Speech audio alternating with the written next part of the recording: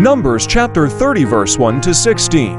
And Moses spoke unto the heads of the tribes concerning the children of Israel, saying, This is the thing which the Lord hath commanded.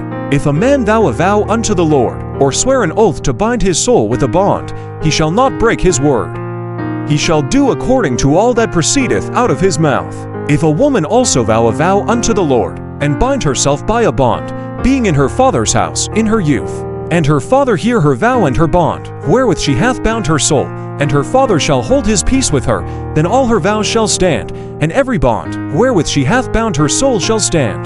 But if her father disallow her in the day that he heareth, not any of her vows, or of her bonds, wherewith she hath bound her soul shall stand.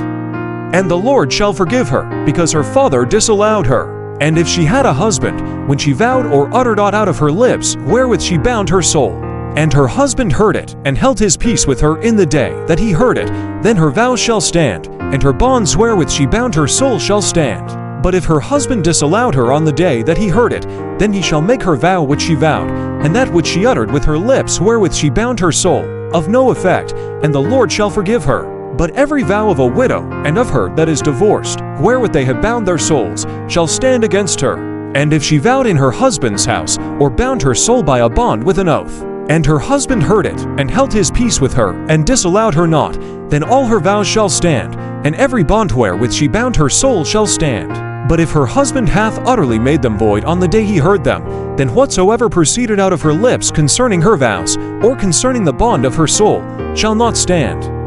Her husband hath made them void, and the Lord shall forgive her. Every vow and every binding oath to afflict the soul, her husband may establish it, or her husband may make it void. But if her husband altogether hold his peace with her from day to day, then he establisheth all her vows, or all her bonds, which are upon her. He confirmeth them, because he held his peace with her in the day that he heard them. But if he shall any way make them void after he hath heard them, then he shall bear her iniquity.